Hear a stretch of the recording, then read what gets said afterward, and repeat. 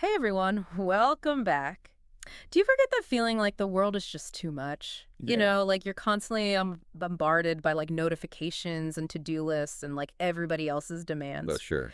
Yeah. Well, today we are going to be diving deep into the power of alone time. And trust me, Okay. this isn't about being antisocial. Right. This is about unlocking your full potential. Yeah. And we're going to learn how to do that today. It's funny, right? Because we're talking about being alone together Sure. in this podcast, Yeah. but the irony is intentional. Yeah. We're here to help you understand why carving out intentional alone time Yeah. can be such a game changer for you. Especially in our hyper-connected world. Exactly. Yeah, and we'll be using some insights from the self-affirmation expert Teru Nakashima today. Okay. And get this, he says that there's actual brain science Yeah. behind why alone time is so crucial. I love that. So are you ready to have your mind blown? Absolutely. Like, let's unpack this. Okay, so first things first. What's with this almost fear of being alone that seems so common these days? Is it just me, or does everyone like freak out when they're not plugged in? Oh, you're definitely not alone. Okay.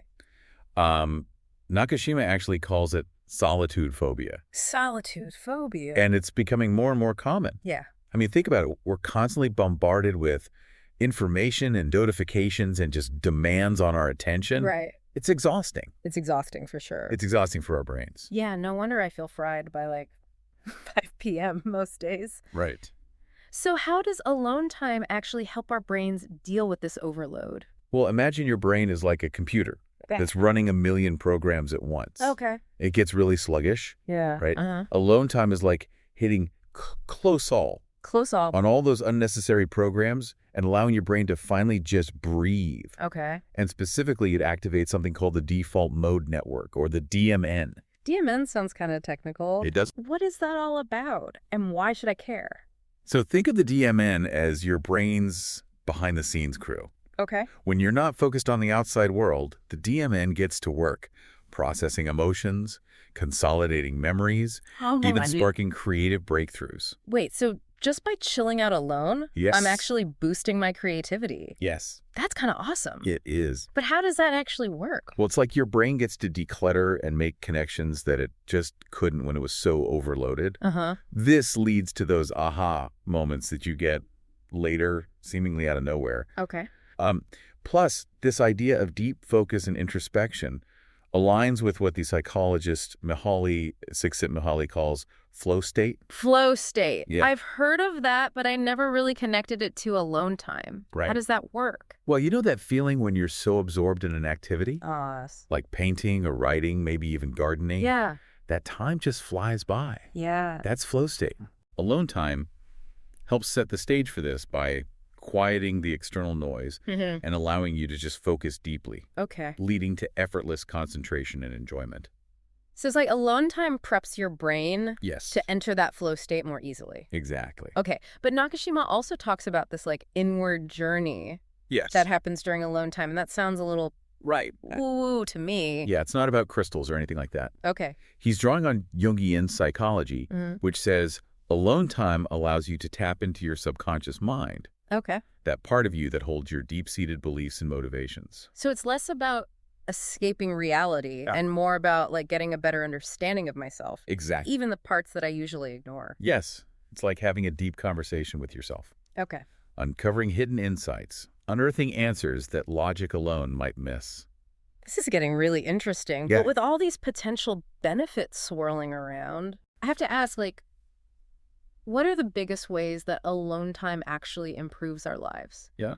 Where do I see those benefits play out, in the real world? Sure. Well, this is where Nakashima's work on self-affirmation comes in. Okay.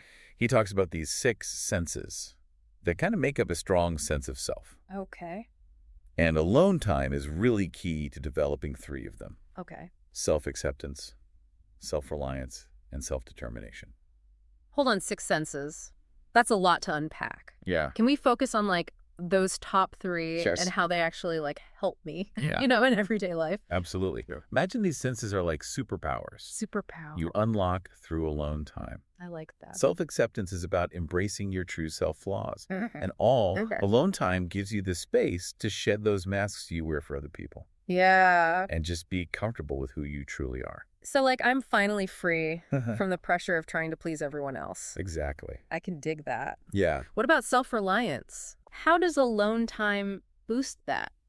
Think of self-reliance as your inner compass. Okay.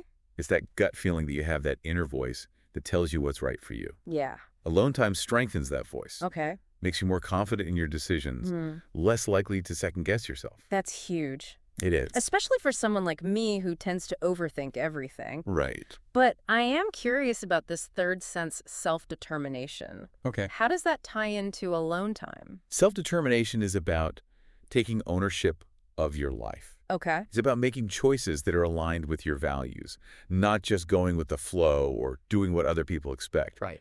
Alone time gives you that clarity to figure out what you truly want Okay. and the courage to actually go after it. Okay, I'm sold on the why.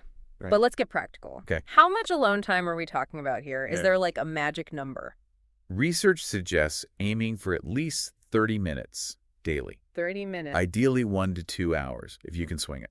But don't worry. Yeah. You don't need to disappear into a silent retreat or anything. Okay. It's about finding those pockets of quiet throughout the day. That's a relief. Right. But honestly, sometimes I spend like hours Yeah. scrolling through social media, Right. technically alone, but it doesn't feel restorative at all. Exactly. What's the difference between that and like quality alone time?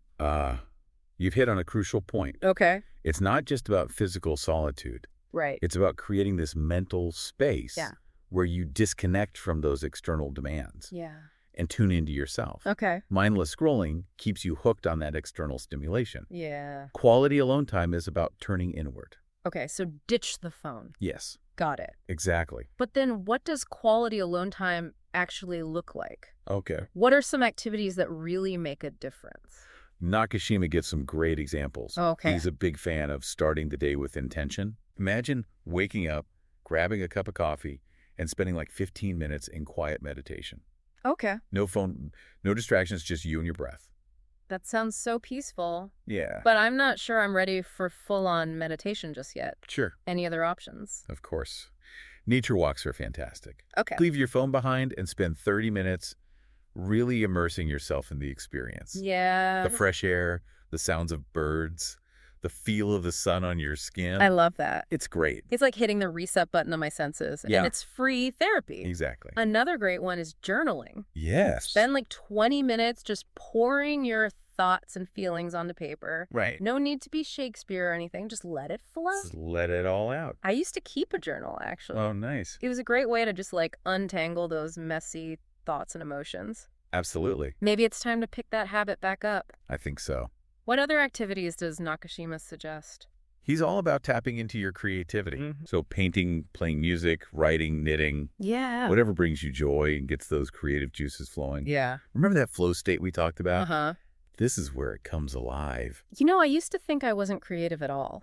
Oh, really? And then I tried pottery classes a few years ago. Oh, wow. And it was like this whole new part of my brain woke up. Yeah. Being alone with the clay, focusing on creating it, was so freeing. That's a perfect example of how alone time can unlock hidden potential. Yeah. And it doesn't have to be some grand artistic endeavor or anything. Right. Even doodling in a notebook or experimenting with a new recipe can tap into that same energy. Okay. Absolutely. So it's really about finding those activities that help me disconnect Yes. from the outside world and reconnect with myself. Exactly. Okay. And you can even turn everyday activities into like mini retreats. Mini retreats. Nakashima suggests transforming your bath time into a 20-minute relaxation ritual. Okay. Light some candles, add some essential oils, and just let your mind unwind. I'm totally on board with that. He too. Who doesn't love a good bath? Exactly. And to end the day, ditch the screens. Yes. And spend like 30 minutes with a good old-fashioned paper book. That's a good one. Let your imagination run wild. Right. Escape into different worlds and fall asleep with a calm and relaxed mind. Love it. There's something so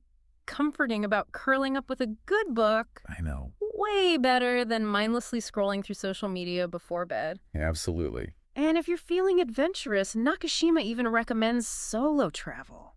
Wow. Imagine exploring a new city, immersing yourself in a different culture, Yeah. discovering hidden strengths you never even knew you had. Yeah. Solo travel? That sounds terrifying Yeah. and exhilarating at the same time, like Right. a true test of self-reliance. Absolutely. So many amazing ideas here. Right. But I have to be honest, carving out time for all this just feels kind of overwhelming. Yeah, it is a challenge. Like, I'm already juggling work, family, social life. For all of us. How do I actually make alone time happen? Okay, I hear you. Yeah. It's a challenge. But Nakashima does have some great advice on how to make it work, Okay. even with a jam-packed schedule. Okay. Lay it on me. I'm ready to conquer this alone time thing. First step is to treat alone time, Okay. like any other important appointment. Okay. Literally block it out in your calendar, Okay. even if it's just 15 minutes a day, and commit to it. I like that. Absolutely. That's a great tip. Yeah. It's like giving myself permission Exactly. to prioritize my own well-being. Yes. And don't be afraid to set boundaries with others. Please. Let your family, your friends, your colleagues know that you need this time for yourself. Right. Don't feel guilty about saying no to things that drain your energy. I love that. Setting boundaries is something I definitely need to work on. Yeah, it's a common one. It's so easy to get caught up in trying to please everybody, It is. but I'm starting to see how crucial it is It is. for protecting my time and my energy. It's a game changer, trust me. Oh. And here's a simple yet effective strategy. Schedule digital detox periods throughout your day. Okay. Turn off notifications. Okay. Silence your phone. Yeah. Maybe even disconnect from the internet for a set amount of time. Ooh, that's a good one. It is. I'm definitely guilty of constantly checking my phone, Yeah. even when I'm supposed to be relaxing. Yeah. A digital detox sounds like the perfect antidote It, to that bad habit. It's amazing how much mental space you free up Yeah. when you're not constantly bombarded with notifications and information. Okay. I'm feeling inspired. Good. But what if I'm having like a super busy day Okay. and I can't find a full 30 minutes for myself? Sure. Is there any point in even trying? Absolutely. Okay. Nakashima reassures us that even 5 minutes 5 minutes. of intentional alone time is better than none. Okay. Start small and gradually increase the duration as you find what works for you. Okay. Exactly. That's good to hear. Sometimes the thought of carving out like a huge chunk of time feels really daunting. It does. But knowing that even a few minutes can make a difference It can. is really encouraging. That's the point. And remember, you don't need to be sitting in perfect silence to Right. reap the benefits of alone time. Yeah. Utilize those small pockets of time throughout your day, Yeah. your commute, your lunch break, even waiting in line at the grocery store. Exactly. Ooh, that's clever.